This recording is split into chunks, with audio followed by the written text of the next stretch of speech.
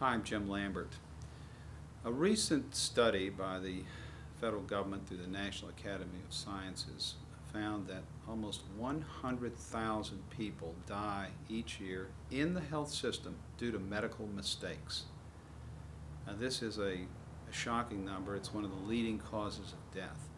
These things can include mistakes during surgery. It can include mistakes about drugs. It can include failure to take proper histories or note the allergies of patients, any number of things. And sadly, our medical malpractice system in Louisiana, which has been in existence since 1976, what is called the Louisiana Medical Malpractice Act, is one of the most unfair and difficult systems of medical malpractice of any of the 50 states. Some of the things that you should know about this act are that there is a cap on damages that injured individuals or their families can recover of $500,000. That cap has been in place since 1976. It's not fair, it's not just, but that is the law, and I want you to know it. In addition to the $500,000 for pain, suffering, economic loss, medical expenses are also awardable under the Act, both past medical expenses and future medical expenses. So the limit under the Act is $500,000 plus medical expenses involved as a result of the malpractice. Another thing that you should know about our system is that it's really a two-tiered system. Before an attorney can file a suit against a doctor, a nurse, or hospital, or no other healthcare provider, they must first file a claim with what a state agency called the Louisiana Patients Compensation Fund and institute a medical review panel proceeding. This means that a panel of doctors, 3 doctors, is assembled, one appointed by the plaintiff or the injured party, one appointed by the defendant healthcare provider, and then the third is appointed by the 2 doctors.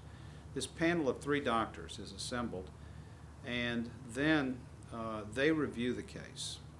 Each side submits the medical records and expert opinions they've collected, and then the doctors render an opinion, whether it is or is not malpractice in their opinion.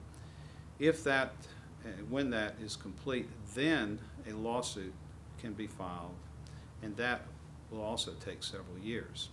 So medical malpractice litigation is the most expensive, it's the most complex, and it's probably the lengthiest type of litigation we have in Louisiana. Now, what I always tell people when they come in and they present a suspected case of medical malpractice is that before we proceed, we really have to do a thorough investigation. It is very, very difficult most of the time to determine whether the key words are whether there has been a breach of the standard of care. And to do that, often the case has to be reviewed by another doctor, a nurse, or someone involved in that field. So we have to collect the records, the medical records of the injured party, and send them off to have them evaluated and get an expert opinion of whether the doctor, nurse, or other healthcare provider did in fact violate some rule of their profession. And the test is, did that doctor or nurse, did they do something that no other doctor or nurse in their field should have done? Or did they fail to do something that every other doctor or nurse should have done?